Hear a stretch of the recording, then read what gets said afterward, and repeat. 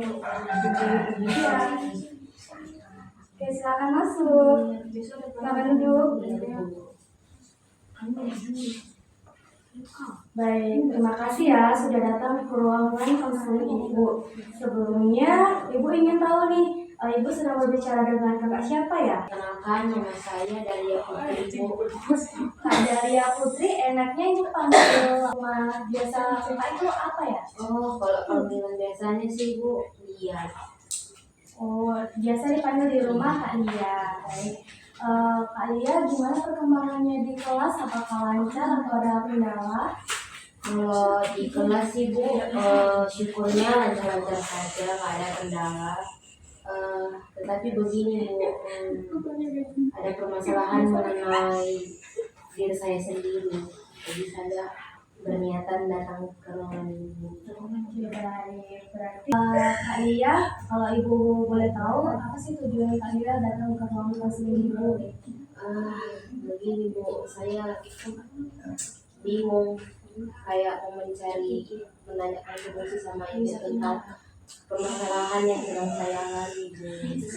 Baik, Kak Lia, terima kasih ya sudah hadir ke ruang konseling Ibu, ya kan? Nah baik, nah kita akan melakukan proses konseling, di mana proses konseling itu merupakan proses gangguan yang dilakukan secara tatap muka atau face to face seperti ini. Nah kita akan melakukannya kurang lebih 30 menit yang akan datang. Ya. Nah selanjutnya di dalam proses konseling ini kita mengikat azas yaitu azas keterbukaan dan azas kerahasiaan, di mana azas keterbukaan itu kalian boleh bebas menceritakan apapun yang menjadi permasalahan yang sedang kalian hadapi, dan juga adanya azas kerahasiaan. Jadi selama proses konseling ini kalian jangan khawatir jadi semua yang kalian sampaikan itu bersifat rahasia dan tidak akan orang lain tidak akan mengetahuinya, ya. Nah baik, selanjutnya kalau boleh Ibu tahu, coba kalian ceritakan bagaimana sih atau apa yang sedang terjadi dengan kalian. Begini sih Bu, akhir-akhir ini saya makan itu berkurang Ibu. Jadi saya bingung gimana ya cara mengatasinya. Tapi memang di satu sisi yang membuat saya nafsu makan saya itu berkurang itu karena saya terobses pengen punya badan yang ideal Ibu. Jadi kayak gimana ya, jadi maksud saya pikir nggak boleh makan banyak, tapi yang lama-lama saya juga sadar bahwa pengaruhnya itu ternyata nggak baik ke badan saya, jadi saya bingung gimana mengatasinya. Baik, sebelumnya kalau Ibu boleh tahu, sudah berapa lama kalian itu mengalami sulit makan? Udah selama semester ini sih Bu, saya mengalami sulit makan. Yang awalnya memang niat saya sih memang orang nggak makan, tapi ujung-ujungnya jadi bumerang pada diri saya sendiri juga. Jadi saya sering merasakan lemas, terus saya juga akhir-akhir ini sering sakit, dimana kan saya sering sakit ini jadi kurang fokus untuk pembelajaran gitu. Jadi saya bingung gimana ya kira-kira. Makanya tujuan saya kesini itu Bu, ingin bertanya kepada Ibu kira-kira gimana ya Bu, saya harus apa gitu. Baik, sebelumnya kalau Ibu boleh tahu, kalian sebelumnya apa ada misalkan tidak menyukai makanan tertentu atau apa pokok idola kalian yang menjadikan itu kayak saya pengen banget diet gitu? Mengenai pertanyaan Ibu yang makanan apa yang nggak disuka, sebenarnya nggak ada sih Bu. Jujur saya tipe orang yang makan apa aja selama itu masih sehat buat saya. Tapi memang sebelumnya saya kan pecinta Korea gitu kan Bu. Jadi saya melihat salah satu idola saya itu mungkin jadi Blackpink. Saya lihat tubuh mereka itu kayak ideal, proporsinya bagus. Jadi saya terobsesi jadinya Bu, pengen punya badan kayak gitu. Gimana obsesi tadi, jadi saya harus punya badan seperti itu. Jadi kurang makan, tapi kurang makannya jadi nggak sehat Bu. Jadi badan saya sering sakit, dan saya jadi nggak kuat gitu. Kalau Ibu boleh tahu, orang tua kamu sebelumnya sudah mengetahuinya? Nah, Kalau orang tua sih Bu udah sadar kalau saya itu kalau makan telat, bahkan sama sekali sehari itu cuma sekali makan, sering kena tegur juga. Cuma orang tua nggak pernah nanyain sih Bu, kenapa sih susah makan kayak gini. Cuma dibiarin gitu doang sih Bu. Oke, baik. Berarti yang Ibu tangkap nih ya dari permasalahan yang kamu alami, pertama kamu tuh gak alami gangguan makan karena ada tokoh idola yang kamu pengen banget gitu mengikuti bentuk tubuhnya gitu. Jadi itu kamu membuat kamu diet ya kan? Ya.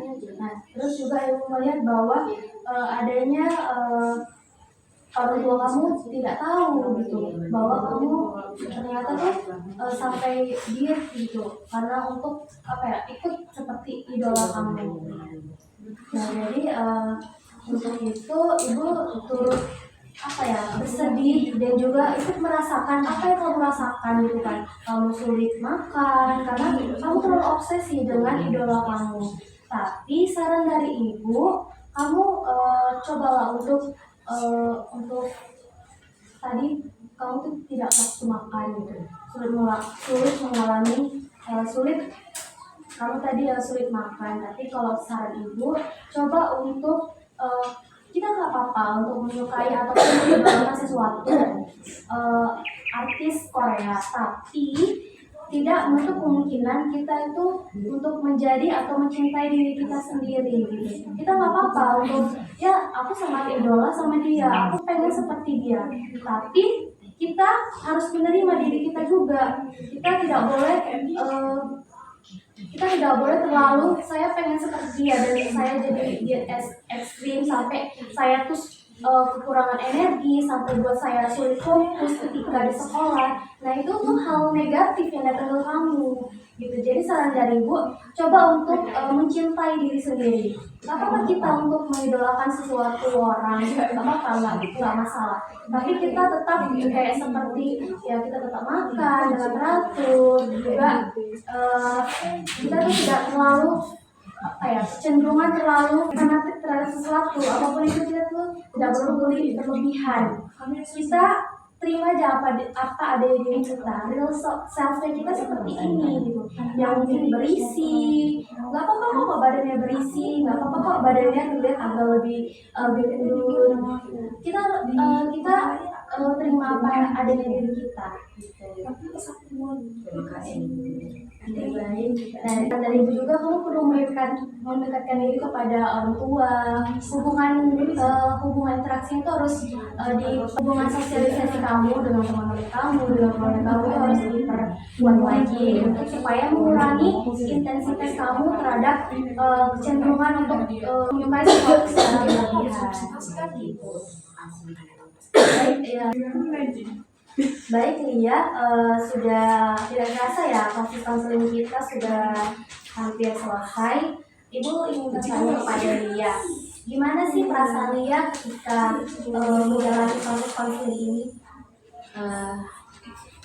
Sesuai ekspektasi Bu, saya tadi kan jujur tadi sebelum saya masuk konseling sih agak sedikit tapi karena Ibu juga sudah menjelaskan proses konseling saya nggak boleh terlalu tegang atau gimana, jadi saya jujur lebih lega dan saya bisa menemukan solusi dari permasalahan saya, di mana seperti yang Ibu sampaikan tadi, nggak boleh terlalu fanatik dalam menjalankan seseorang dan jangan sampai tidak menerima bagaimana kesan kita.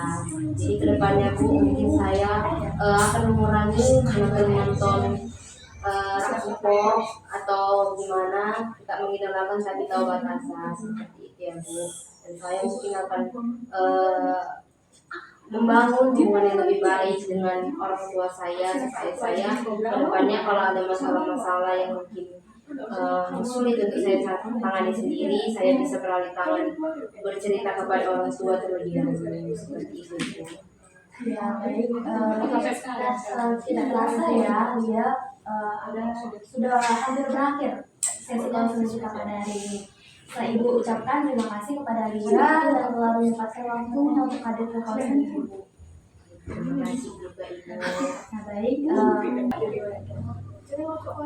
terima kasih Bu atas sarannya. Saya pamit dulu ya Ibu.